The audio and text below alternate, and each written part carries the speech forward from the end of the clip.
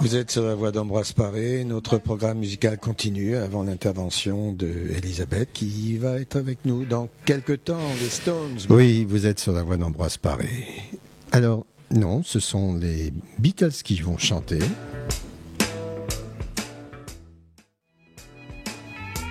Bonjour à tous, c'est Pierre au micro. J'ai devant moi mon compagnon, mon complice. Pour moi, je peux dire mon ami aussi, mais c'est pas réciproque, on le saura toujours. Bonjour Pierre. Nous sommes dans cette émission pour Et les Beatles chantaient, une émission que vous pouvez écouter sur le canal 60 de votre téléviseur. Cette émission aujourd'hui va être un peu spéciale. Hélas pour vous, si vous êtes en longue durée dans cet hôpital, vous pouvez reconnaître nos voix, mais vous ne pouvez pas reconnaître notre générique. Nous avons mis un nouveau générique, Jacques. Oui, bonjour, bien sûr c'est Jacques au micro et c'est un morceau qui s'appelle 12 Bar Originals. C'est un instrumental que les Beatles avaient enregistré pendant les séances d'enregistrement de Rubber Soul en 1965. On vous le laisse écouter un peu. Oui, Jacques. Donc, ça a été enregistré, tu dis, sur l'album Revolver, au cours de l'album Revolver. Non, Rubber Soul. Et il faut dire que c'était pas très inspiré. C'est la raison pour laquelle c'est pas sorti. Ben moi, je trouve ça très bien. En fait, c'est sorti des années après sur les deux compilations anthologies en 95 et en 96. Voilà, mais il y a eu trois double albums. C'est ça la magie des Beatles. Tu dis en 95-96, ça faisait à peu près 25 ans qu'ils s'étaient séparés. C'est-à-dire que chaque année, on nous trouve des nouveaux trucs des Beatles. C'est génial. Oui, on réédite, on remasterise, on va maintenant remixer, puisqu'on a commencé avec Sgt Pepper. Le prochain grand projet, c'est paraît-il le Double Blanc, qui va peut-être ressortir cette année, qui fête ses 50 ans, dans un très beau coffret, paraît-il. Enfin, on a le temps. Bon, que le coffret soit beau, moi je m'en marque un peu. C'est qu'il soit bon, surtout. Il y aura certainement des belles surprises. En tout cas, on connaît déjà beaucoup de choses sur ce qu'on appelle le marché parallèle. Alors, Jacques, aujourd'hui, nous avons préparé pour nos auditeurs qui nous écoutent sur le canal 60 de leur téléviseur une émission un peu spéciale. Nous allons vous parler de deux groupes. On va tout de suite dire des groupes. Déjà, en premier, on va vous parler des Beatles, puisque c'est un peu notre fonds de commerce. Et en deuxième, on va vous parler des Stones. Donc, en aucun cas, ce sont les Beatles contre les Stones. Voilà. Nous, on ne va pas rentrer dans la polémique qui a été faite par les journalistes et tout ça. La question, êtes-vous Beatles, êtes-vous Stones? Non, nous, on fait les deux. On aime les deux. Et on tient absolument à ce que les deux soient présents dans notre cœur à l'antenne.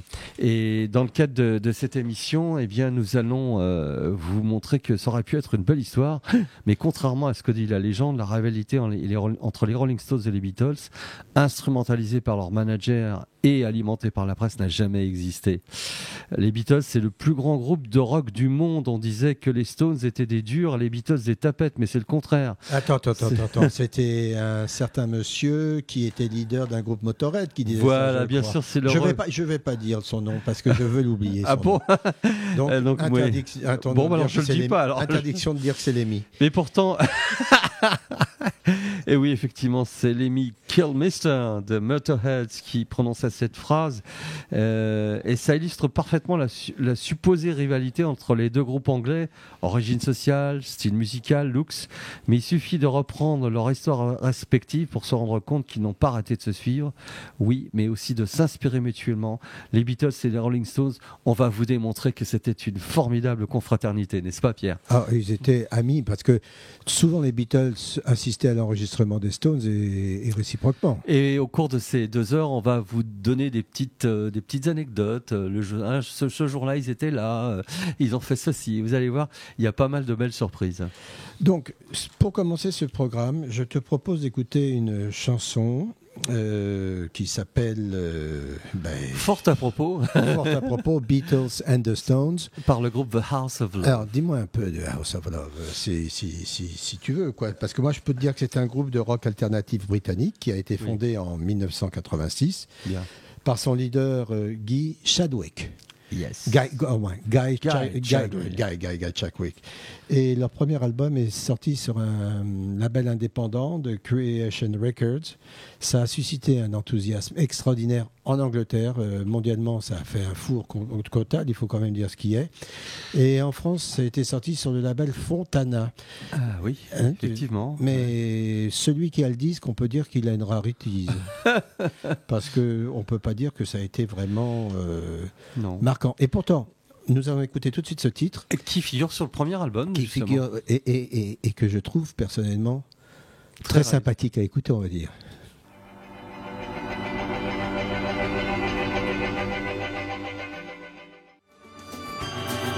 Vous êtes sur la voix d'Ambroise Paré. Alors, tu sais, Jacques, je te disais, cette chanson qui a été écrite par The House of Love. House of Love. Qui n'était pas connue en France, c'est vrai, mais il ne faut pas oublier qu'ils ont fait quand même une tournée en France d'à peu près une vingtaine de dates, notamment par un petit passage dans une petite salle parisienne qui s'appelle l'Olympia, un petit machin, là, je sais pas. Et malgré tout, ça n'a pas marché, quoi. Et ça a été un truc d'estime. Moi, je trouve ça très regrettable parce que je trouve ça très mélodieux, je trouve ça facile. Alors, ce qui est facile, on sait que c'est très difficile à faire. Il faut dire qu'il y a, depuis un certain nombre d'années, une multitude de groupes qui sont à la fois issus de la scène anglaise et de la scène américaine, et qu'on n'entend absolument jamais. Et The House of Love en faisait partie. Est-ce que c'était la Britpop, comme on l'a dit à l'époque, dont les plus grands représentants étaient ton groupe préféré, Oasis? Il me regarde de travers. Pierre n'a pas apprécié. Je vous rappelle que les frères Gallagher vont passer à l'Olympia, pas ensemble, l'un après l'autre à peu près avec 2 mois d'écart. Surtout, ne vous précipitez pas d'acheter les billets. De toute façon, c'est trop tard, c'est déjà complet.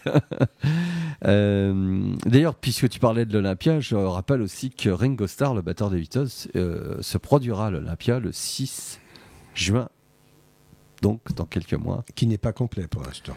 Alors, ça va venir. Bon, si vous aimez cette émission, si vous voulez participer, vous appelez le 15 560 de votre poste. Alors aujourd'hui, donc, on vous a préparé une émission dont 2 groupes sont en fil rouge, les Rolling Stones et les Beatles, et absolument pas en concurrence. Nous, on va vous faire comprendre que les Beatles et les Stones étaient amis. On va essayer de vous persuader que les 2 groupes étaient des bons. On parlera chiffres, ça, les chiffres plus tard. On leur fait dire un peu ce qu'on veut, mais c'est parfois très drôle. Mais là, c'est très très drôle. Et évidemment, pourquoi avons-nous pris le parti de faire cette émission aujourd'hui avec Jacques? Parce qu'il se trouve que les Beatles ont chanté certaines chansons des Stones. Et réciproquement, les Stones ont chanté certaines chansons des Beatles. Ensemble et pas ensemble, ça c'est une chose. Et les 2 groupes aussi ont chanté des originaux de Chuck Berry, de Jerry Lee Lewis, de beaucoup de monde. De Buddy Holly. De Buddy Holly. Donc on a pris le parti de ne pas mettre les originaux, parce que sinon on vous aurait mis que 8 chansons dans une émission de 2 heures. Donc on a pris le parti quand même d'être un peu plus riche, puisque si on vous parle, on en parlera plus tard, de Roll Over Beethoven par exemple. Tout le monde connaît la version de Chuck Berry, c'est même pas la peine d'en parler. Je suis sûr que tu peux me la chanter un peu. Je le ferai pas. Non, il le fait pas, il est en train de le faire. Il est juste. The news. Si vous avez une caméra, il est en train de nous faire le duck dance. Bon. Donc, Jacques, la chanson d'après, est-ce que tu pourrais m'en dire un peu? Around and Around. Around and Around, c'est un peu le début de la carrière des Rolling Stones, et on peut se demander comment ils se sont rencontrés, les Beatles et les Rolling Stones. Le 14 avril 1963, c'est ce jour-là, Giorgio Gomelsky, qui était un promoteur qui venait de Russie, connaissait les Beatles, et puis les Beatles étaient en train d'enregistrer leur 3e apparition à l'émission de télévision Thank Your Lucky Stars, et il dit il faut absolument que vous alliez voir ces mecs qui jouent dans un club à côté, à la fin de l'émission, venez, on y va. Et donc ils se sont rendus dans un club qui s'appelle le Crow Alley, où les Rolling Stones étaient en train de jouer, et à la fin les Beatles sont venus les féliciter dans leur loge, et tout de suite le courant est passé entre eux, et les Stones étaient absolument impressionnés de la façon dont les Beatles étaient habillés. Ils se sont dit, ça c'est un bon business.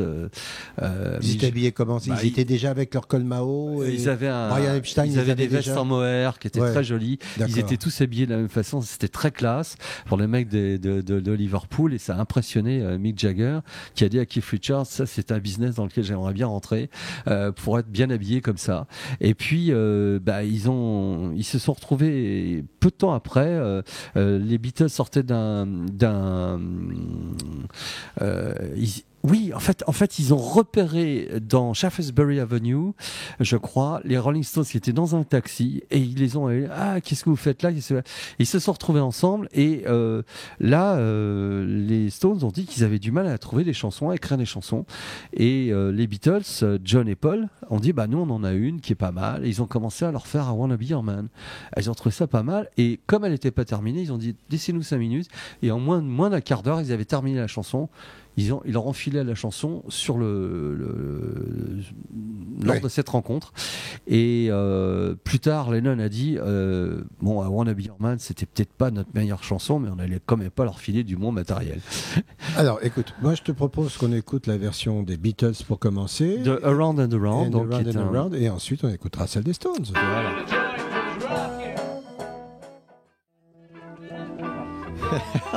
C'est drôle, hein?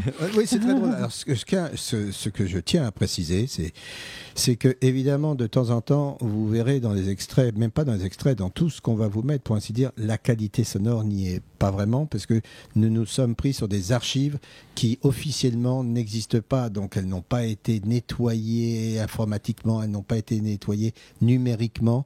Donc, c'est vraiment comme si Jacques et moi, nous étions dans leur studio à l'époque avec un petit Nagra, et puis on les regardait faire. Le Nagra qui était le magnétophone des professionnels. Des professionnels, magnétophone à bande qui n'existe plus parce aujourd'hui. Qu'à l'époque, il faut dire, on disait un petit Nagra et on empexait, parce que les bandes magnétiques, c'était des ampex. Il ne faut pas avoir 20 ans aujourd'hui pour le savoir. Effectivement, Pierre a raison de vous dire que c'est une émission qui est truffée de documents rares qui ne sont pas sortis officiellement. Et ce qu'on vient d'entendre, c'est bien sûr Around and Around, qui est un vieux morceau de Chuck Berry que lui-même avait enregistré en 58. Et la version qu'on vient d'écouter est extraite des séances d'enregistrement pour l'album Let It Be. Et elle a été enregistrée le 24 janvier 1969. On sait que les Beatles, à cette période-là, faisaient beaucoup de buff, comme on dit en français, jam en anglais, et ils reprenaient des vieux morceaux qu'ils aimaient, dont Around and Around. Je prendrais bien une petite côte de jam.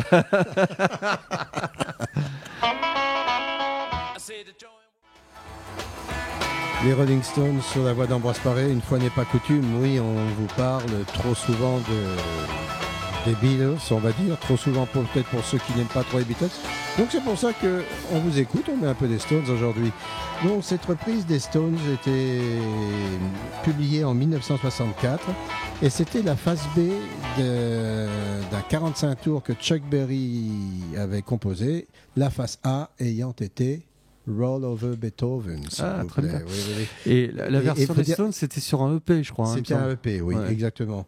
Et donc, c'était en 64, alors que Chuck Berry l'avait composé en 1958. 58, c'est bien. Et tu peux me dire le mois, tout ça Le mois, 31 mars 68. Alors, il y a une déclaration de Mick Jagger que j'aime bien. C'est une interview qu'il avait donnée en 64, je crois, ou pire en 65, où il a un petit sourire narquois et le journaliste l'interroge par rapport aux Beatles, et il dit pourquoi on devrait se comparer avec les Beatles, on n'a rien à voir, si vous préférez l'un ou l'autre, ce n'est pas à nous de le dire. Il avait raison.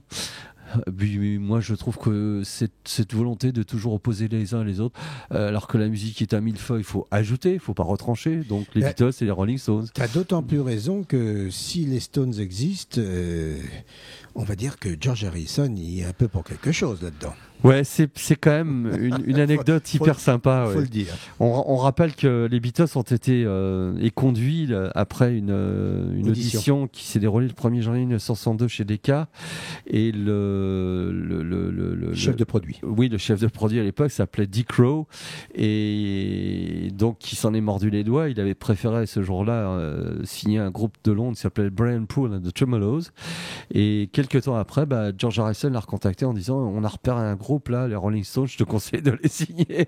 C'est quand même assez cool de la part de George Harrison. Et Vous savez, les Beatles, on va l'entendre au cours de notre émission, lorsqu'ils sont en studio, ils s'amusent à reprendre les chansons des Rolling Stones. Et lorsque les Rolling Stones partent en tournée et qu'ils ont quelques minutes dans leur chambre d'hôtel, et ben Keith Richards prend sa guitare et puis ils font 2 titres des Beatles, là comme ça, au débeauté, I've Just Seen a Face et 8 Days a Week. C'est extrait d'un documentaire qui s'appelle Charlie is My Bird, Charlie's My Darling, et qui est tourné pendant justement la tournée des Rolling Stones en Irlande en 1965.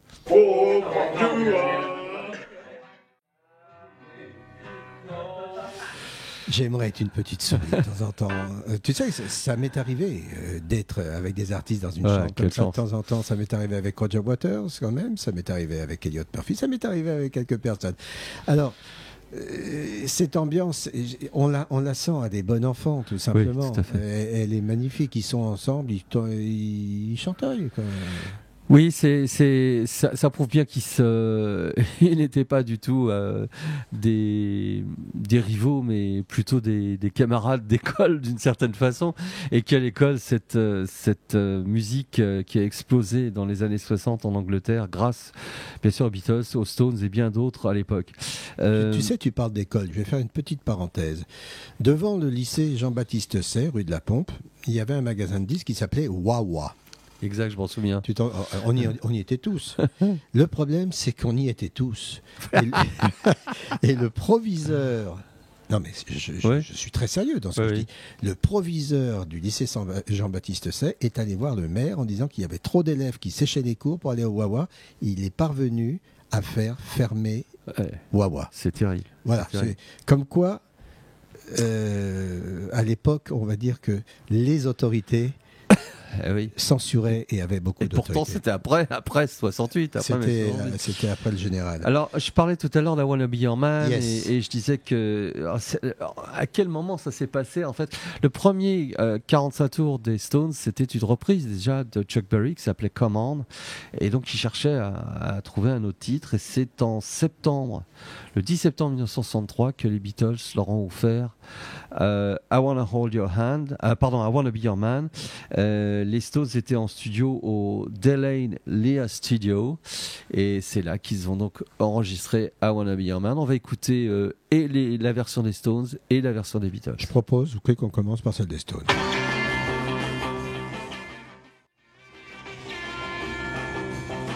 Ce qu'il faut dire, Jacques, c'est que sur cette version, on entend un certain Brian Jones quand même. Ah oui, la slide de Brian Jones est bien distincte et le beat est très rhythm and blues, qui est très très très différent de la version des Beatles. La version des Stones est sortie avant celle des Beatles. Elle est sortie le 1er novembre et elle a atteint la 12e place de la hit parade. Et c'est parce qu'ils ont vu la facilité avec laquelle John et Paul ont terminé la chanson devant eux que Mick et Keith ont dit mais c'est tellement facile, on devrait s'y mettre aussi. Et la version des Beatles est sortie sur l'album With the Beatles qui est lui publié le 22 novembre 1963 et c'est Ringo Starr qui chante la chanson. Oui, mais ce qu'il faut dire aussi, c'est que la version des Stones est un peu plus dure, ce qui fait que c'est la presse qui s'est empressée de dire à l'époque, ben voilà, les méchants, c'est les Stones, les gentils, c'est les Beatles. Ben, à vous de juger.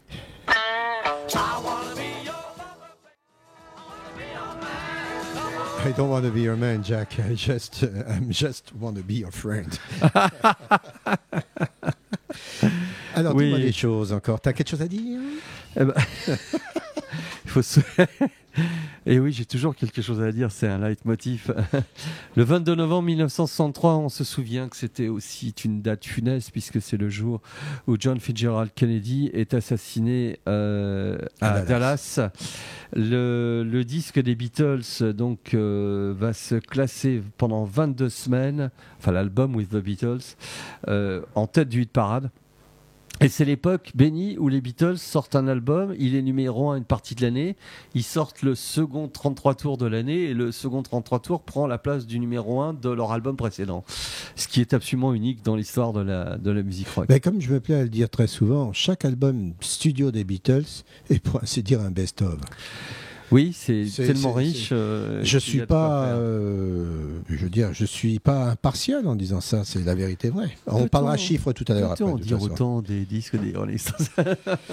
Non. Ils ont fait très très bonnes. Ils ont fait de bons albums, mais il y a de bonnes chansons dans leurs albums, mais toutes les chansons d'un album ne sont pas systématiquement bonnes. Oui. Je crois que c'est George Martin qui est à l'orgue, ouais. Un orgue amont. Et tu sais que cette chanson a été non seulement reprise par les Stones et les Beatles, mais est-ce que tu sais aussi par qui d'autre? Les... Count Basie Orchestra, ah oui. Suzy Quatro, oui. Les Flaming Groovies. Ah oui, j'aimais bien la version des Flaming Groovies.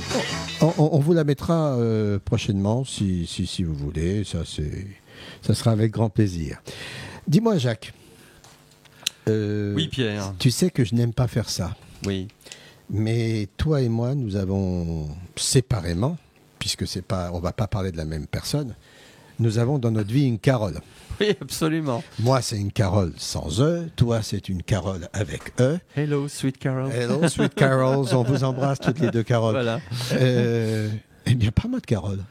Mais c'est de Chuck Berry. Ah oui, Chuck Berry a donc enregistré ce 47 tours. Carole en face A, face B, Hey Pedro, je me souviens plus du tout de cette chanson, et qui est sortie le 12 juin 1958. Qui a été enregistré le 12 juin 1958 et sorti en août 58. Soyez clair, maître Jacques. Voilà. Et bien sûr, c'était sur son label de l'époque, Chess Records. Et bien entendu, Carole fait partie de ces morceaux qui sont chantés par une multitude de groupes et d'artistes aujourd'hui. On peut dire que sans Monsieur Chuck Berry, nous ne serions pas là à vous parler de cette musique. Absolument. Et ce qui est incroyable à l'époque, cette chanson n'a même pas atteint le top 5 dans les charts. Oui. 18e. Incroyable. Je crois rêver quand je... Incroyable. Je crois que c'est l'époque où les... je ne sais pas si c'est encore le cas aujourd'hui, où aux États-Unis, il y avait plusieurs types de classements. Il y avait le Billboard, il y avait le Rhythm and Blues, il y avait la country, ce qui n'existe pas chez nous. On ne fait pas ces compartiments. Il y a les charts et les charts. Il y avait le Top 40 de Casey Kasem. Voilà. Tout ça. Donc là, on va écouter une version des Beatles enregistrée live. Dans quelles circonstances ça a été enregistré live? À la BBC, je pense. Oui, alors les Beatles, effectivement, à la BBC, retrouvaient le plaisir de ce qui a été le leur jusqu'en 1962, au moment où ils jouaient à la fois dans les clubs de Liverpool et de la région de Liverpool et à Hambourg. Ils n'avaient pas encore leur répertoire uniquement constitué de chansons signées Lennon-McCartney, et ils empruntaient aux grands rockers et aux grands musiciens de Rhythm and Blues qu'ils aimaient. Oui. Et une fois qu'ils sont devenus les Beatles, les Fab Four, le grand groupe, le groupe le plus connu du monde, ils avaient un répertoire, ils n'en sortaient pas. Quand vous alliez voir un concert des Beatles, c'était 30-35 minutes. C'était pas 3 heures comme aujourd'hui. Parce qu'avant, il y avait 15 groupes avant eux et ils n'avaient plus la liberté de chanter cette chanson. Et ils la retrouvaient dans les studios de la BBC. Ils ont enregistré entre 1962 et 1965 une multitude de prestations dans les conditions d'un concert live. Et c'est donc l'une d'entre elles que l'on va entendre maintenant. Tu es en train de dire que si, en 64, nous avions été présents à Londres, on aurait pu voir les Beatles live dans le studio de la BBC, ou c'était en studio fermé? Alors il y avait les deux. Il y avait certaines émissions où ils étaient seuls avec le présentateur, et d'autres, je crois, comme c'était Saturday Club, il me semble, où il y avait une centaine de participants. Certainement triés sur le volet. Tout à fait.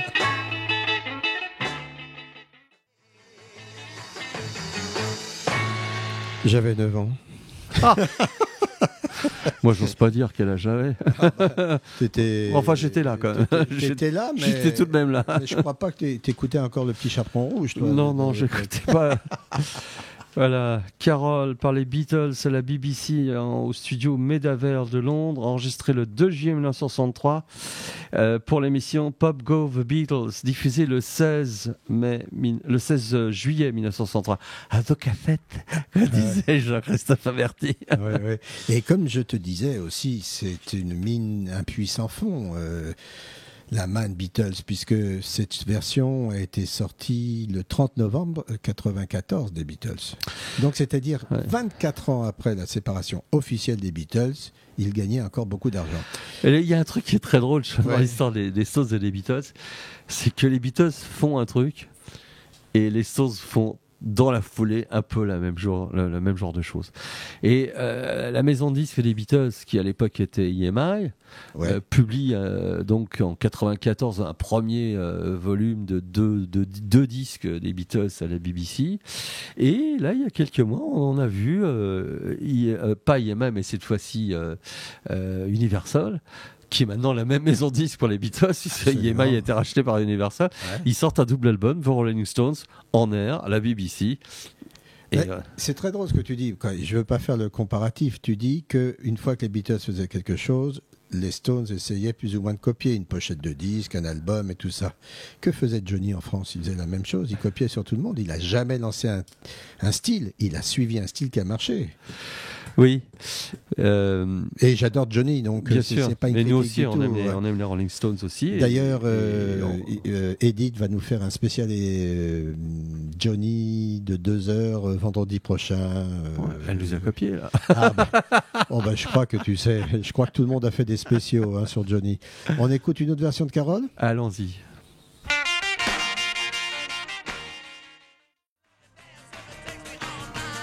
Eh bien, vous êtes sur la voie d'Ambroise Paré. Notre but, à Jacques et moi aujourd'hui, c'est de vous décrasser quelque peu des oreilles. Parce qu'on est vraiment rock aujourd'hui, je trouve, Jacques. Ah, rock and roll. Alors, puisque je vais te parler de rock, là. Oui. Si je te disais, cherche dans ta tête un peu, pour toi, l'hymne international du rock, ce qu'on ne peut pas ne pas connaître, du rock and roll de cette époque. Je ne te parle pas du rock hard ou tout ça. Quelle serait la chanson... Pardon, excusez-moi, j'ai fait une petite erreur. Quelle serait la chanson que tu... C'est difficile, mais c'est immanquablement un morceau de Chuck Berry. Si on choisissait par hasard Johnny B. Good. Mais le hasard fait bien les choses parce qu'on en parlera après. Mais on vous a dit tout à l'heure qu'on n'allait pas vous passer les chanteurs et compositeurs originaux. Ça va être la seule entrave que nous allons faire. On va tout de suite, nous allons vous passer Johnny B. Good. Je te poserai une question après à propos du titre. D'accord. Et donc, chanté par l'original Chuck Berry avec le regretté. Et je vous expliquerai dans quelles conditions cette version existe. John Lennon et Chuck Berry. I'm ready. Johnny? Yes, let's be good. Okay. You're listening to the voice of Ambroise Paré. On the channel 60, on the channel 60 of your television set. Would you like some rock and roll? Would you like some more rock and roll? Si tu me dis des choses sur... tu voulais me poser une question sur Johnny B. Good? Ah oui, comment t'écris le titre? Johnny B. Good. Johnny.B.Good, je sais pas, G2OD, pardon. Ah oui. Alors, c'est vrai, quand on connaît l'anglais, on aura tendance d'abord à l'écrire Johnny B.E. Et Good, G2OD. Eh bien non, c'est Johnny B. et Good, G2OD. Et pourquoi Et pourquoi D.E. Non, c'est un poète, Chuck Berry. Il a le droit d'écrire comme il veut. Hein. Parce que c'était un pote à lui qui s'appelle Benjamin. Voilà, Benjamin Good. Yeah. Voilà. Enfin, en tout cas, le poète, il a le droit de faire ce qu'il veut, monsieur. Oui. Et là, de quand date cet enregistrement? Nous sommes en février 1972. John et Yoko, qui ont élu domicile à New York depuis quelques mois, sont invités à passer une semaine devant les caméras du Mike Douglas Show, où ils sont les invités donc principaux. Ils en profitent pour faire venir Ralph Nader, Jerry Rubin et le docteur Jerry Steinfeld. Et l'invité musical le plus important au cours de cette semaine est donc bien Chuck Berry, qui est venu jouer avec John Lennon 2 chansons, Johnny B. Good et Memphis, Tennessee. Malheureusement, dans Memphis, Tennessee, Yoko Ono a voulu faire du Yoko Ono. Donc on entend les poussée vocale dont Yoko Ono s'est rendu très très célèbre. Ne soyons pas négatifs. Non, je ne suis pas. Jacques, est-ce que tu me permets de prendre l'antenne à peu près une dizaine de minutes là? Oui, mais j'ai pas fini d'expliquer ce qui s'est passé ce jour-là. Excuse-moi. Lennon, au cours de cette émission, dit ce sont des gens comme Chuck Berry qui ont influencé notre génération à essayer de donner du sens aux chansons plutôt que de chanter des doo-wah-didi. Et il s'était exprimé au cours d'une interview au magazine Rolling Stone, pas Rolling Stones, mais Rolling Stone, au cours d'une interview qu'il leur avait donnée en 1971, et il disait, il parlait de Chuck Berry en termes élogieux. Il est l'un des plus grands poètes de tous les temps, un poète rock. On pourrait dire qu'il était vraiment en avance sur son temps dans son écriture. On lui doit tout, beaucoup, y compris Bob Dylan. Je l'ai toujours aimé, j'ai toujours aimé ce qu'il faisait. Il est vraiment dans une autre catégorie parmi celles des performances. Et on se souvient que Chuck Berry a eu une vie assez longue et il ne nous a quittés qu'il y a quelques semaines. Et on le regrette bien sûr tous profondément. Et pauvre, parce qu'il s'était fait complètement avoir contractuellement. Oui, on se souvient que les premières chansons, il voulait les passer. Il y avait ce présentateur américain, c'était Alan Freed, qui lui avait dit ok, on programme ça, mais on co-signe, c'est-à-dire je rajoute mon nom à tes chansons. Oui. Et Chuck Berry a été obligé d'accepter. Alors la raison pour laquelle je te dis je vais parler à peu près pendant 2 minutes, parce que de manière non exhaustive, je vais te dire à peu près qui a repris Johnny B. Goode. Ah, alors on est là pour un moment. Bon, je dis les groupes qu'on connaît. Je peux aller faire autre chose pendant ça. Là t'as le temps d'aller faire ton jogging, je pense. Ouais. AC/DC, Aerosmith, The Beach Boys, The Blues Brothers, Mark Campbell, les Carpenters, Cheap Trick, John Farnham, Dr. Feelgood, Rory Gallagher, Grateful Dead, Bill Haley and the Comets, Buddy Holly, Elton John, Led Zeppelin, Motorhead, Julian Lennon, Jimi Hendrix, Huey Lewis in the News, Jerry Lee Lewis. Qu'est-ce que je pourrais te dire? Lloyd Cole. Oui, Judas Priest, les Rolling Stones, RBQ. RBQ, c'est un groupe qui veut dire New Rhythm Blues Quartet. Men at Work, Operation Way, Fish, Prince, Johnny Rivers, Santana, Sex Pistols, Elvis Presley, les Shadows. Oui, Elvis, oui, mais bien sûr. Les Shadows, Lynyrd Skynyrd, Slade, Status Quo, les Stray Cats, 10 Years After, Josh Thorogood et les Destroyers, Peter Tosh, Twisted Sister, les Who, Johnny Winter. J'arrête. Il doit y en avoir d'autres depuis. Hein. Donc, j'ai cité les Stones. Et alors, quand on se souvient que lorsque John Lennon a présenté Chuck Berry lors de cette émission de Mike Douglas Show, il a dit si on pouvait donner un autre nom au rock'n'roll, on l'appellerait Chuck Berry.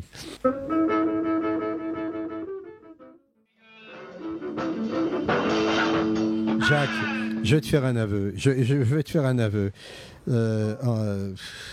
Oui, il y a à peu près 40 ans, Mick Jagger m'a appelé, il m'a dit « Pierre, est-ce qu'on peut prendre ta cave pour répéter ?» Non, mais je répète ce que nous avons dit en début d'émission. Parfois, dans les titres que nous avons choisis, la qualité sonore n'y est pas parce que nous avons plongé dans des archives d'outtakes, comme on dit, c'est-à-dire de prises plus ou moins pirates que l'ingénieur du son de l'époque avait comme ça branché un petit micro pour prendre la respiration de ce qui se passait dans le studio. C'était des répétitions ou c'était des improvisations. Donc c'est pour ça, ne vous étonnez pas, surtout ne changez pas de chaîne, vous êtes sur le canal 60 de votre téléviseur. Si la qualité sonore ne vous satisfait pas, vraiment écoutez, parce que nous vous mettons vraiment des archives que d'abord nous avons beaucoup de mal à trouver et qui ne sont pas dans le commerce, donc c'est un peu le but de cette émission. Alors, il faut avouer que c'est une version qui date de 1962, si je ne m'abuse.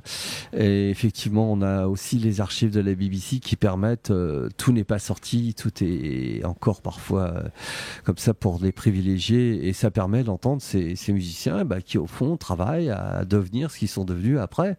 Et donc, ces versions sont parfois un peu ratées, un peu approximatives. En même temps, je trouve ça très touchant. Je trouve que ça, il y a vraiment la volonté de progresser. Et aussi, pendant cette émission, on voudrait vous narrer quelques petites anecdotes, à quel moment ils ont fait telle chose et telle chose. Parce que en y travaillant, ça fait plusieurs semaines qu'on travaille sur cette émission. Je crois que c'est l'émission sur laquelle on a passé le plus de temps pour la préparation. Voilà, et je dois avouer que plus je cherchais sur le net et plus je tombais sur des photos où on les voit ensemble, soit dans des clubs communs, soit pour des prestations d'émissions de radio ou de télévision, soit lors des soirées mondaines. Les photos entre les Beatles et les Stones, soit deux d'entre eux, soit trois, sont multiples, et je vous donnerai de temps en temps une petite date. Par exemple, là, je peux vous dire qu'en 1979, Ringo et Bill Wyman ont joint aux gens qui ont aidé Jerry Lee Lewis pour son propre Téléthon, puisque le Téléthon, c'est Jerry Lee Lewis qui l'a donc créé aux États-Unis pour la maladie de la dystrophie musculaire. Et il y a cette émission où Ringo donne un billet de $100 à Jerry Lewis et here's $100. Et Jerry lui fait il en fait des caisses comme s'il avait des 2 millions de dollars. Oui, c'est très très drôle.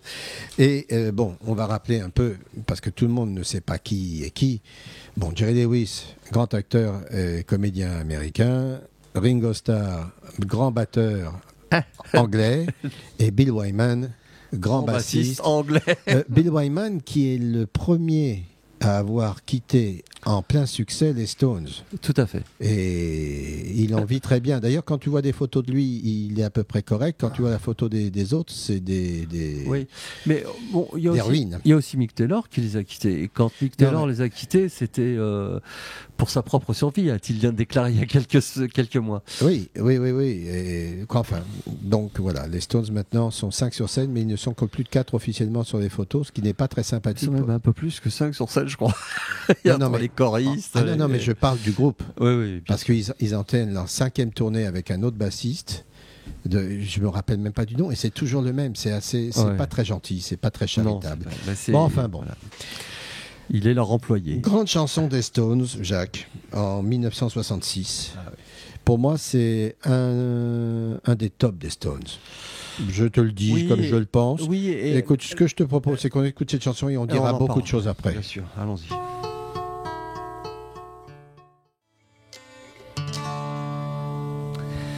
Lady Jane, je disais tout à l'heure que les Stones suivaient souvent les Beatles. Les Beatles ont ouvert les horizons de la musique d'une façon extraordinaire, et on se souvient que Paul McCartney en 1965 a composé une chanson qui est certainement la chanson la plus reprise dans le monde depuis cette époque-là. Si on l'écoute en temps d'écoute de radio, ça fait plus de 25 ans sans interruption. Je veux bien sûr parler de Yesterday, qui est une chanson un peu à tendance classique. Eh bien, les Rolling Stones ont imaginé de faire Lady Jane, qui est enregistrée en mars 1966 à Hollywood, et les Stones avaient cette capacité que les Beatles n'ont pas eu, de pouvoir enregistrer en dehors de l'Angleterre, parce que les Beatles ont quasiment enregistré tout au studio d'Abbey Road de Londres, et c'est sorti en seconde phase du 47 tours Mother's Little Helper. Lady Jane, très très belle chanson. Vous avez remarqué qu'il n'y a pas de batterie. Charlie Watts était, je sais pas où, il est parti faire. On n'avait pas besoin de lui. Quelle belle chanson. Tu dis quelque chose, attention, là je m'élève en faux. Oui. Ils ont enregistré énormément d'albums au studio de Boulogne-Billancourt.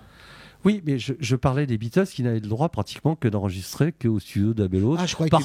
Parfois au studio Trident Studio, ouais. Mais la majorité des disques et les Stones ont eu ils pouvaient enregistrer un peu où ils voulaient, quoi. C'est formidable. Mais c'était peut-être un souhait de George Martin, parce que c'était son bureau son travail, je ne sais pas. Oui, encore faut-il se souvenir que George Martin a très très vite quitté les EMI.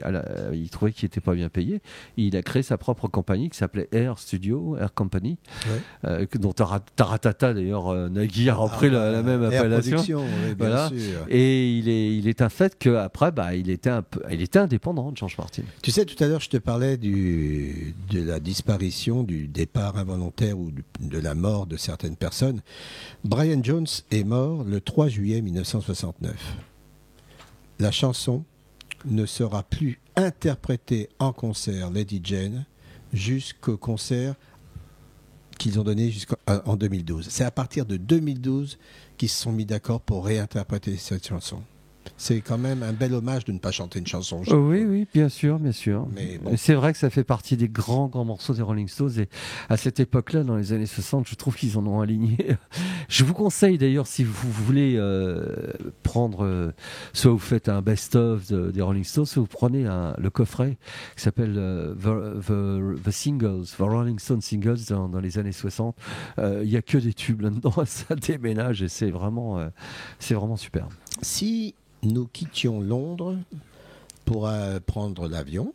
Oui, Jacques, tu lèves le doigt. Vous avez quelque chose à dire, mec? Lady Jane, McCartney, il l'a reprise aussi. Enfin, il s'est amusé à en faire quelques secondes. Alors, je vous dis tout, c'est pendant les séances d'enregistrement de Let It Be. Nous sommes le 14 janvier 69. McCartney est au piano et puis il fait ça. Non, il fait pas ça. Oui, c'est autant pour moi, excusez-moi, il fait ça. Roll 138. Tout ça pour vous montrer comme quoi,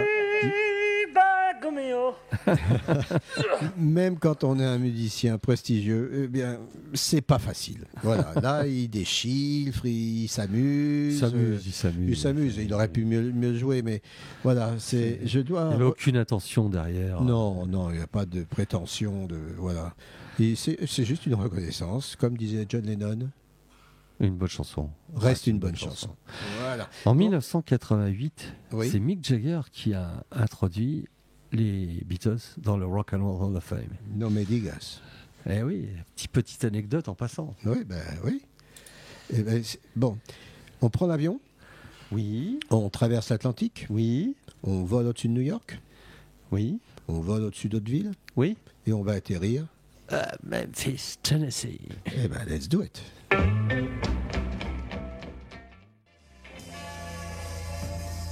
Vous êtes sur la voie d'Ambroise Paré, c'est le canal 60 de votre téléviseur et nous venons d'écouter Memphis, Tennessee par les Beatles le 1er janvier 1962 lors de ces séances d'audition manquées, ratées pour Decca.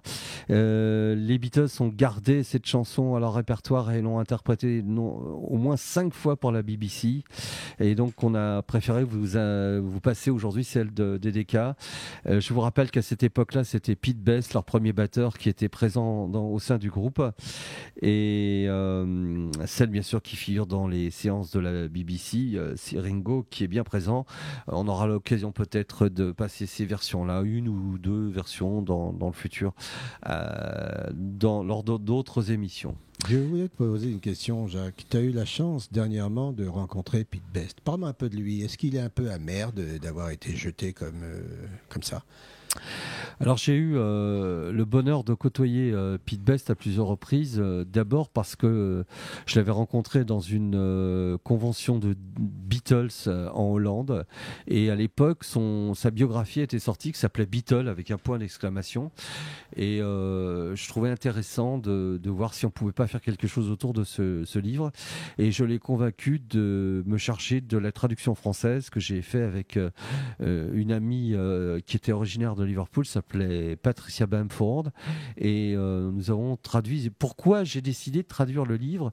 C'est parce que justement Pete Best garde pour les Beatles une affection, et que c'est d'une grande noblesse de sa part, puisqu'il a été viré quelques semaines avant la séance officielle d'enregistrement du premier 45 tours de Love Me Do.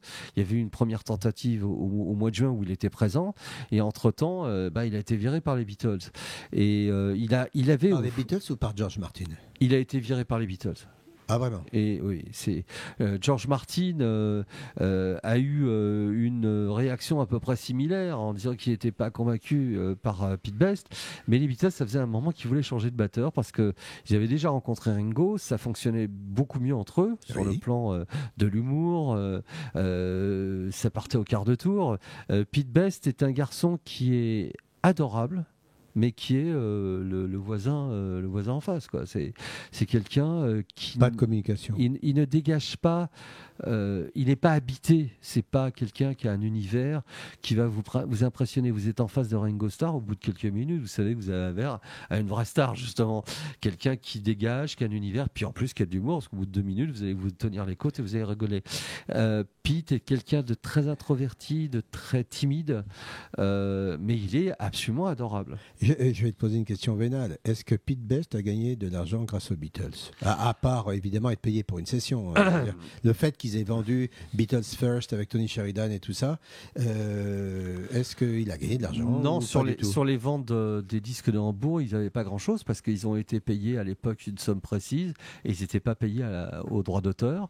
En revanche, Pete a gagné une somme assez rondelette lorsque justement cette version de Love Me Do, dans laquelle il figurait, qui date du 6 juin 62, figure dans les anthologies entre 1995 et 1996. Oui. Neil Aspinall, qui était d'ailleurs un copain de Pete Best avant d'être le manager, le road manager des Beatles, et plus tard le directeur de Apple, l'a contacté en disant voilà, les Beatles vont faire sortir cette chanson, on va te donner de l'argent, et cette fois c'est en tant qu'interprète aussi, donc il a touché pas mal d'argent. Puis ses livres se vendent pas mal, et depuis qu'il est à nouveau musicien, parce que pendant une longue période il a arrêté la musique, et il était l'un des directeurs d'une des agences pour l'emploi de Liverpool. Et donc quand il est retourné à la musique, quand il est allé à la retraite, il a repris la musique, il a créé un groupe avec son frère, Rogue Best, et il tourne dans le monde entier. Ils sont systématiquement invités dans des conventions Beatles dans le monde entier, et les gens le reçoivent avec affection, et c'est mérité. C'est encore une fois un garçon adorable. On a pris quelques cuites ensemble. Je ne te demande pas. Grand buveur de bière, comme beaucoup de Liverpooliens. D'étaler ta vie privée sur ce micro. Toi, tu disais sur le canal 60 de votre téléviseur. Vous pouvez nous appeler sur le poste 15 560 si vous désirez partager vos sentiments, vos envies, tout ça. Si vous avez rencontré l'un des Beatles ou si les Beatles ont changé votre vie, appelez-nous. Oui, je disais quoi? Tu nous disais dans une autre émission, et nos amis qui sont là aujourd'hui, bien sûr, n'ont pas pu t'écouter, que tu as eu le bonheur d'assister au concert du Bangladesh, ce que je n'ai pas pu faire, moi. Oui, le concert du soir. Eh bien, moi, je peux te dire que l'un des Beatles a dormi chez mes parents. En l'occurrence, c'était Pete Best. Oui, c'était chez tes parents, c'est Voilà, pas chez toi. Bon, voilà, c'est tout. Memphis, Tennessee par les Stones maintenant. Oui, alors la version de Memphis, Tennessee par les Rolling Stones date d'une des séances des Rolling Stones pour la BBC le 23 septembre 1963 pour l'émission Saturday Club. Eh bien, on écoute tout de suite.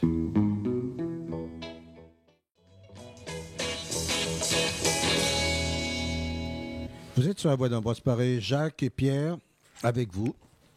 Aujourd'hui, on vous parle des Beatles et des Rolling Stones, et non pas des Beatles contre les Rolling Stones. Jacques. Le 18 janvier 1968, les Beatles lancent leur maison d'édition musicale qui s'appelle Apple Publishing. Et le premier groupe qui est signé s'appelle Grapefruit. Le premier 45 tours qui sortira s'appellera Dear Delilah. Ils sont présents ce jour-là, outre les Beatles, Paul McCartney avec John Asher, John avec Cynthia. Il y a également Ringo et Maureen, et il y a Brian Jones qui est là. C'est une bonne anecdote, je vous remercie. Mais je vous dis. Ils se fréquentaient, c'était des copains. Donc tout à l'heure, on a entendu des chansons, des reprises d'originaux tels que Chuck Berry. Mais il y en a un autre aussi qui a composé quelques tubes, quelques grands morceaux d'anthologie pour le rock'n'roll, c'est Buddy Holly. Ah, Buddy Holly.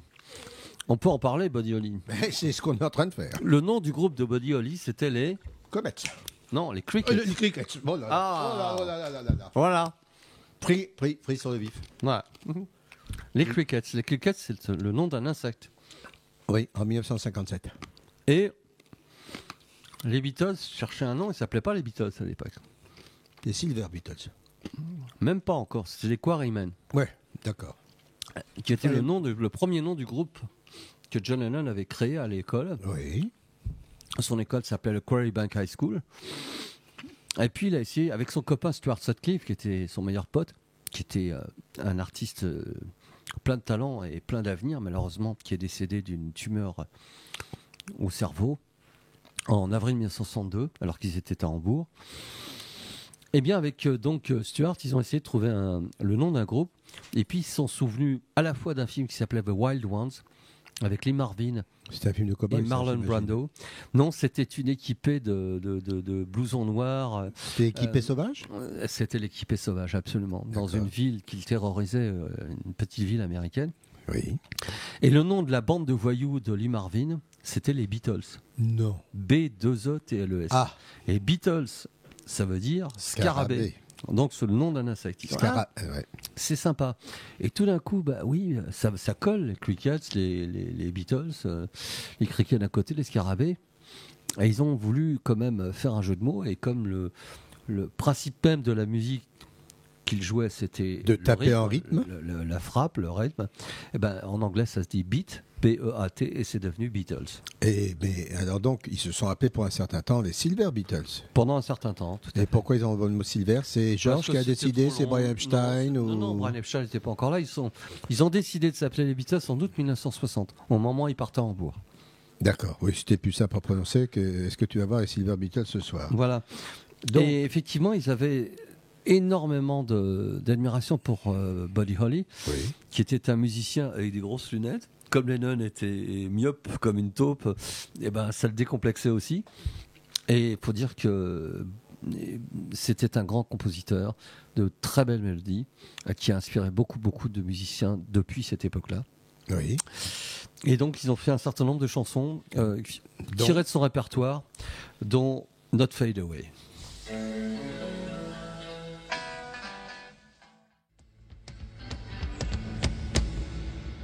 Jacques, en quelle année? Eh bien, nous sommes en janvier 1969. C'est pendant les séances d'enregistrement de l'album Let It Be, pour le film aussi. Et la version date du 29 janvier. Et on entend de l'orgue et il y a fort à parier que c'est Billy Preston qui est présent. Nothing from Nothing.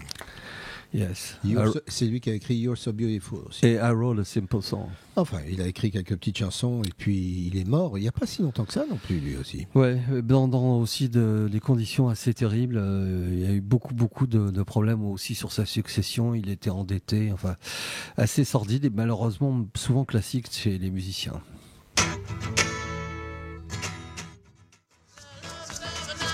Not Fade Away par les Rolling Stones. Les Beatles avaient repris plusieurs chansons de de Buddy Holly. Il y a Words of Love qui figure sur l'album Beatles for Sale. Not Fade Away figure sur une face A d'un 47 tours des Rolling Stones qui est sorti le 21 février 1964, enregistré en janvier 1964 au Regent Sound Studio de Londres. Voilà, Pierre et moi, on vous dit pas, on préfère celle-ci, on préfère celle-là. Nous, on aime les Beatles et les Rolling Stones et on vous le prouve aujourd'hui. Tout à fait. Et on n'est pas les seuls parce que tu sais, il y a d'autres groupes qui ont repris cette chanson. Oh, je suis pas étonné. Là, je vais pas prendre 10 minutes, je vais prendre qu'un quart d'heure. Rush. Bon, je repars faire un tour. Rush. The Everly Brothers. Stevie Ledge. Stephen Stills. Mick Fleetwood. Attention, il y en a qui disent Mike Fleetwood. C'est Mick. C'est Mick Fleetwood, sinon ça s'écrirait M-I-K-E. Voilà. Sheryl Crow. James Taylor. James Taylor qui a été un poulain des Beatles sur Apple Records. Grateful Dead. Enfin, tu vois, encore une fois. Eh oui, l'universalité à la fois de Chuck Berry, de Buddy Holly est incontestable. Et encore une fois, Buddy Holly, tout comme Chuck Berry, s'est fait avoir. Ça, c'est... Il y a quelques requins dans le métier, on va dire.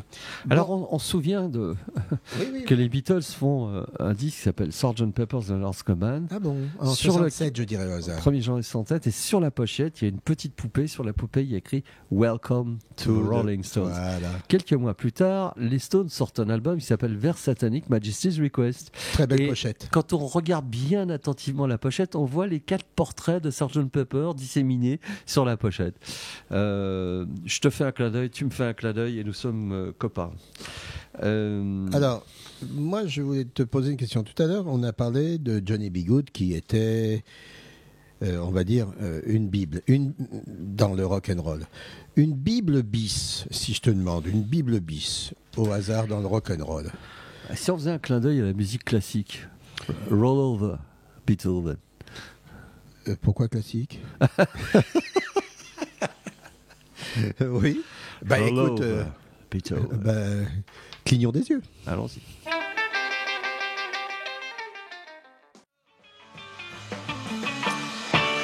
Vous êtes bien sur la voie d'Ambroise Paré, le canal 60 de votre téléviseur, et nous venons d'écouter l'une des 7 versions que les Beatles ont enregistrées pour la BBC de Roll Over Beethoven. Cette version date du 28 février 1964 et figure sur l'album live de BBC. Roll Over Beethoven est interprétée par George Harrison. Elle figure d'abord sur l'album officiel des Beatles, With the Beatles. C'était la première chanson de la seconde phase, lorsque nous étions au temps des vinyles. Et la version des... Alors, bien sûr, Roll Over Beethoven a longtemps figuré au répertoire de scène des Beatles. Et la version des Rolling Stones, superbe version, date de 1963, également pour la BBC et l'émission Saturday Club. C'est bien. Eh bien, moi, je vais encore prendre 2 minutes de votre temps, chers amis auditeurs. Tonton Pierre, qui a repris Roll Over Beethoven? Mais je vais te le dire. Ah. Non, mais je vais parler sans hésiter. Allons-y. Je suis curieux. J'y vais tout de go. Allons-y, tout de go. Roll Over. Bon. Gene Vincent. Oh yeah. Oui. Carl Perkins. Wow. Jerry Lee Lewis. The Sonics. Mais ça, je vais dire que les groupes qu'on peut vraiment tous connaître. The Trashmen. The Byrds. D'ailleurs, j'ai eu, il y a 6 mois, je crois, quelque chose dans ce genre, la chance de rencontrer Roger McGuinn des Byrds. J'ai même tenu sa Rickenbacker 12 chords. Je peux te montrer des photos de moi et Roger McGuinn. On a dit que la nuit du 4 août, on avait aboli les privilèges. Je crois que c'est faux. Hein. 10 Years After. Oh. Je les ai tous rencontrés, eux. Toi, tu vas dire qui t'a rencontré, oui. J'ai serré la main à Vin Lee, à Pete Lyon, à Dave Lyon et tout ça. Non, c'est... Mountain, c'est un petit groupe de hard, ça. Uriah Heep. J'ai serré la main à David Byron. Leon Russell. J'ai pris un petit déjeuner avec lui. Joint de culasse. Alors ça, je sais... T'as pété un plomb avec eux? Non, Joint Culasse, c'était un groupe dans lequel Manu Chao était. Ah, voilà. C'est juste pour dire. Iron Maiden. Je les ai présentés sur scène au Bataclan. Oui, monsieur. George Harrison, alors. Bon, je vais rien dire. Mais grâce à lui, j'aurais pu gagner beaucoup d'argent ce soir-là. Je t'avais raconté l'anecdote. Non. C'était au lancement de son album 33 and a Third. Oui, tout à fait. Et j'étais invité à New York pour le lancement de ce disque. Pour répéter cette anecdote pour nos amis qui nous écoutent, et moi, ils me l'ont raconté. Et j'avais un petit badge sur moi de George Harrison, comme ça. Et puis, comme c'était la presse et tout ça, George disait bonjour à tout le monde. Et puis, il est venu vers moi, il a touché le badge, il a dit wow, that's a nice badge. I didn't know it. C'est un joli badge, je le connaissais pas. Je lui ai dit, oui, vous êtes beau là-dessus, quoi. Mais ça a duré 30 secondes. Et il est parti, rué de gens sur moi, pour m'acheter le badge parce que George Harrison l'avait touché. Je l'ai toujours, ce badge. Bien. The Flaming Groovies. Ah oui, bien. Status Quo, que j'ai interviewé. Trust, Bernie Bonvoisin. Enfin, je me tais. Parce que j'ai pas rencontré Non, moi j'ai personne. failli me faire étrangler par Ringo Starr. Alors, donne-moi une preuve. Ça viendra. Alors, donne-moi une preuve. Alors, parce que je raconte à nos amis. J'aime cette anecdote. Nous avions rencontré Ringo Starr qui nous avait invités à passer quelques moments dans sa suite de l'hôtel Georges V et nous avions discuté de possibilités de l'aider à promouvoir son œuvre en France. Et à un moment, quand je dis nous, c'était mon frère qui était là avec son appareil photo. À un moment, Ringo Starr nous a quittés. On s'est demandé pourquoi. On s'est dit, on a fait une boulette. Et il a quitté la pièce et puis on il y a pratiquement un grand silence et tout d'un coup on entend le bruit de ses pas qui revient comme un cheval au galop. Il surgit de la pièce d'à côté, il se précipite sur moi et il commence à m'étrangler. Il fait à mon frère take this picture, enfin, prends cette photo. Et mon frère prend des photos. Puis à la fin, alors bien sûr j'étais mort de rire. Nous quittons. T'étais pas mort? Non, j'étais tout simplement Juste mort de rire. Et nous quittons cette suite ensemble et Ringo nous dit n'oubliez pas d'être présent pour la conférence de presse qui devait avoir lieu, je crois, vers 17h, quelque chose comme ça. Donc nous rentrons à la Bastille où nous habitions et je dis à mon frère dis-moi, allez, il faudrait que tu développes ta pellicule. Et je tiens à préciser que en réalité, dans un premier temps, dans mon souvenir, je croyais qu'il n'y avait pas de pellicule. Mais si, il y avait une pellicule. Mais le pire, c'est qu'à l'époque, quand on mettait la pellicule, il fallait que l'encoche vienne bien dans la partie qui enroulait la pellicule. Et mon frère avait mal fixé la pellicule, ce qui fait que ça tournait à vide. Donc, on peut ne que te croire. Voilà. Pour ta bonne foi. Mais là, c'est vrai que mon frère emporte encore les stigmates. Tu l'as battu à ce point-là? Ah oui. She Said Yeah. She Said Yeah, c'est un morceau de Larry Williams. Larry Williams, qui était aussi l'un des grands. Les Beatles avaient repris notamment d'autres morceaux de lui, dont Dizzy Miss Lizzy, qui figure sur l'album Help. Et pas Dizzy, oui, Dizzy Miss Lizzy et Bad Boy aussi, qui était une B-side des Beatles et qui figure surtout sur une compilation qui s'appelait Oldies But Goldies, qui est sortie en décembre 1966. She Said Yeah, on la connaissait aussi par les Rolling Stones, on va l'entendre, et il a fallu attendre un moment. Alors la version de Larry Williams a été enregistrée en 1959 et celle des Stones figure sur l'album Out of Our Heads ou December's Children, ça dépend de la version anglaise ou américaine, qui date du 4 décembre 1965. Et Paul McCartney a reprise il a fait 2 albums de reprise de vieux classiques de rock'n'roll. Oui. D'abord une qui était au départ exclusivement destinée pour l'URSS, le Shoba BBCCC, Back in the USSR. Et donc 11 ans après, donc en 1999, il a sorti un album qui s'appelle Run Devil Run, dans lequel il reprend She Said Yeah. On va écouter tout ça.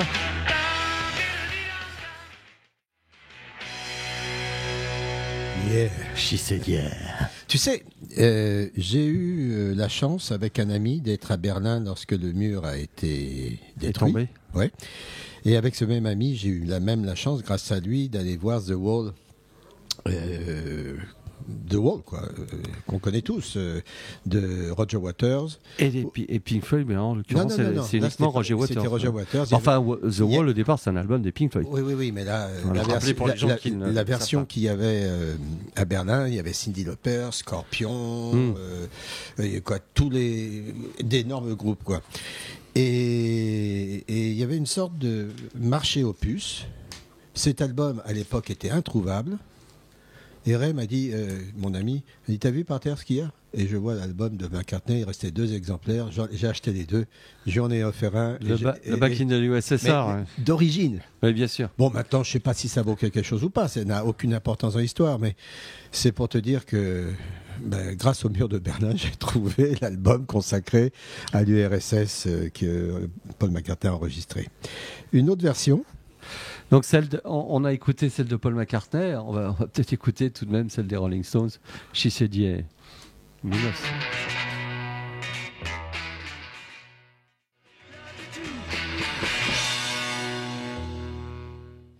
Vous êtes sur la voix d'Ambroise Paré. Jacques, She Said Yeah, t'as des choses à dire She Said Yeah, j'ai dit, c'est une chanson de Larry Williams qui date de 1959.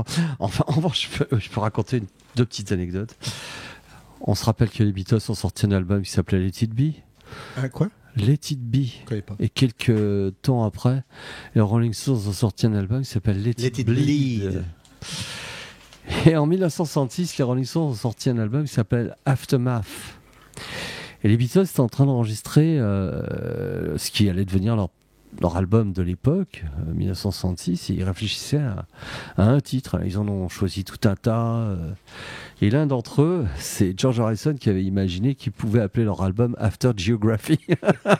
Oui, mais bien sûr. Et c'est devenu, bien sûr, Revolver. Ouais, très très drôle. Écoute, je vais te parler un peu chiffres quand même, si tu veux. Ah oui, donne-moi quelques chiffres, s'il te plaît. C'est une question quiz pour vous, nos éditeurs qui nous écoutez sur le canal 60 de votre téléviseur, la voix d'Ambroise Paré. Et si vous avez des chiffres aussi, vous pouvez composer le 15 560. C'est gratuit depuis le poste téléphonique de votre chambre. Les Beatles, combien d'années ensemble?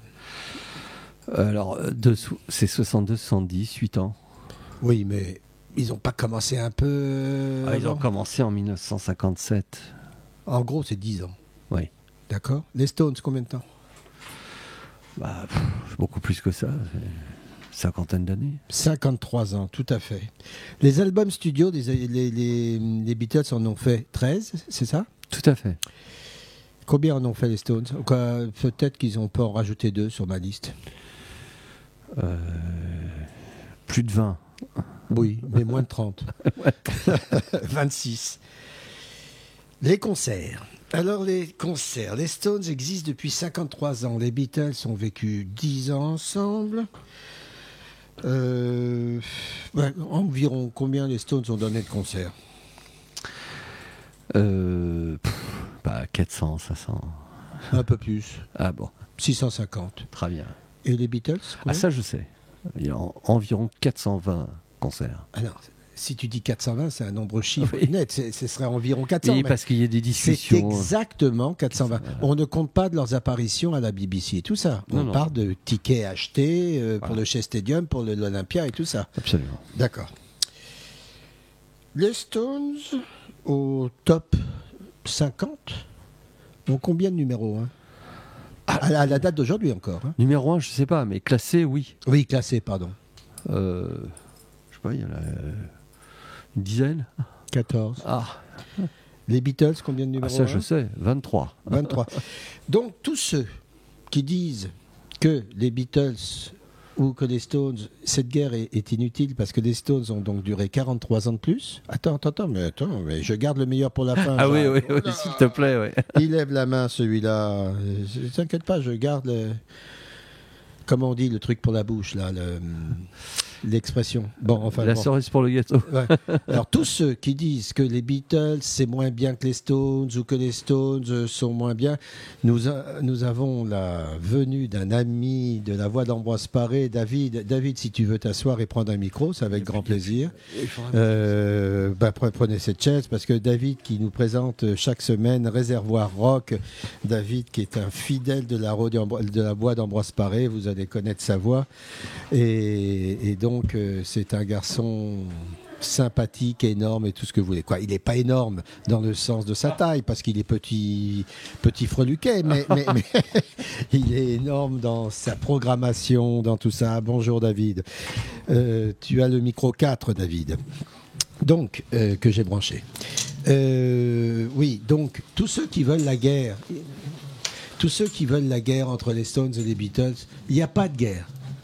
Il n'y a pas de guerre, parce que l'avantage des Beatles, si j'ose dire, Jacques, c'est que les Beatles ont arrêté en pleine gloire. Et la légende est intacte. Et la légende est intacte, ce qui fait que ça a perduré la carrière des Beatles. Les Stones, eux, ils continuent encore.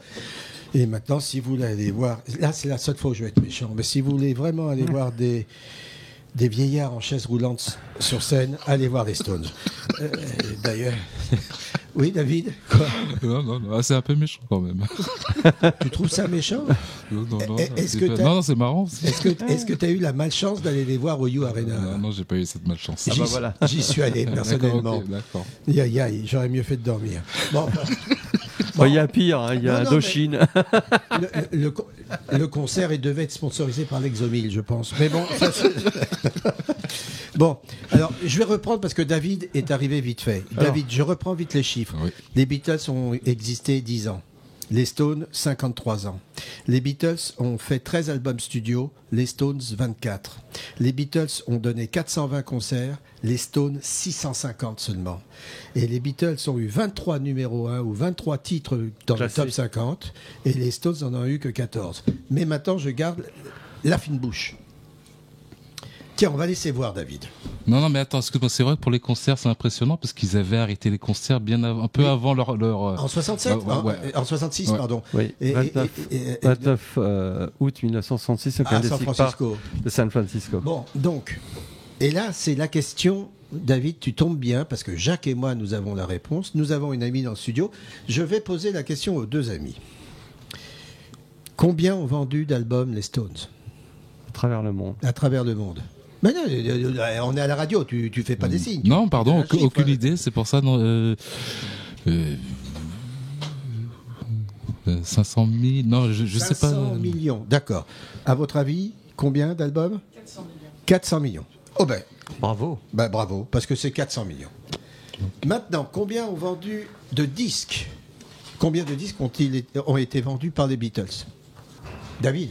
Oui. Non, on connaît la réponse tous les deux. D'accord. N'essaye pas que Jacques te souffle, il va pas te souffler. Non, moi je suis... Donc je te dis, les Stones ont 43 ans d'existence en plus. Ils ont vendu 400 millions d'albums en 53 ans. Donc, en 10 ans, combien ont vendu les Beatles ? Non, pas en 10 ans, jusqu'à la date. Attends. Et ça, c'était pendant leur carrière. Et puis maintenant, on achète toujours des disques des Beatles. Donc, jusqu'à aujourd'hui, à la date d'aujourd'hui.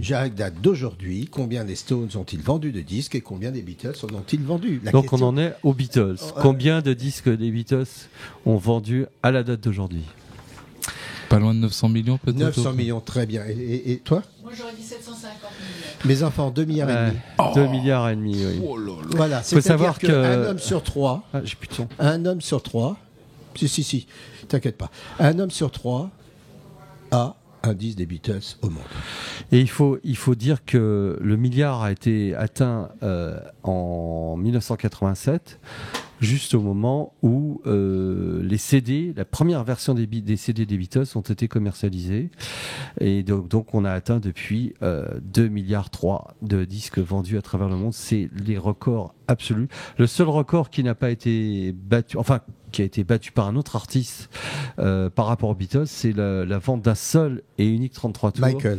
Thriller, qui a été vendu à 72 millions d'exemplaires. Voilà. Et je vais dire un autre petit truc. Un jour, j'en parlais. T'inquiète pas, Jacques Talusson. Un truc que je vais dire, j'en avais parlé. J'avais prédit la mort des maisons de disques il y a à peu près 30 ans. Parce que j'étais avec un ami et puis je lui montrais l'album Dark Side of the Moon. Et je lui dis, tu vois, cet album, ça va être la fin des maisons de disques. Il me regarde, il me dit, t'es fou. Je lui dis, combien il coûte cet album ? Il me dit $25. Très bien. Ok, $25. Je lui dis, cet album a été vendu à plus de 50 millions d'exemplaires dans le monde. Donc, ils ont largement remboursé des frais, ils ont largement gagné de l'argent. Ce disque, je lui dis, devrait être à $5 parce qu'ils ont tout gagné. Mais ils ont continué à vendre à 25 millions de dollars, à $25. Ce qui fait, comme ils ont fait ça pour tous les autres disques, eh bien, qu'est-ce qui se passe ? Le téléchargement a pris le dessus. Et les maisons de disques sont mortes. Eh bien, tant mieux pour les maisons de disques, parce qu'ils nous ont assez roulé. Ouais. Jacques, please me, reprenons. Attends, avant de please me. Ouais. David, pendant que tu es là, ta prochaine Oui. émission, c'est quand ? C'est mercredi prochain. Et on peut avoir une idée de la playlist, de ce que tu vas mettre dedans ? Une playlist un peu variée. Alors, il y aura le Queen, le Rhapsody, là, l'opéra Rhapsody rock in de Blues. Queen. Non, pas Rhapsody. Bohemian Rhapsody. Bohemian Rhapsody. Queen. Tu les as déjà vus sur scène ? Non, j'ai malheureusement. T'as rien loupé, chanter en playback. Oh non, mais je suis pas d'accord avec lui. Je les ai vus 2 fois. Moi, je les ai vus plus que 2 fois. Et bon, bien sûr, Bohemian Rhapsody est un travail tellement difficile que de le repliquer sur scène, c'est compliqué. On a besoin d'un petit peu de monde. Mais il ne jouait pas qu'en playback. Je trouve que là, tu es vraiment dans la. Enfin, c'est méchant ce que tu dis. Je reprends ce que disait David. Mais Voilà. On est deux à penser que tu es méchant. Mais j'ai jamais dit que j'étais gentil. Ah voilà. Soyons très clairs. On a dit qu'on disait Mais pas vous de mal. savez, ce si studio. j'étais vraiment méchant, là, je vous coupe le micro. C'est pas difficile. Non, mais non, au cours de cette émission, nous sommes là pour dire des choses sympathiques pour des artistes qui nous font plaisir. Alors, et aujourd'hui, ce sont les Beatles et les Rolling Stones. Alors Jacques, s'il te plaît, please me. Allons-y, please me. Alors qu'est-ce que tu aimes bien Eh bien, Eh ben, tu me le diras après. je vais vous le dire après.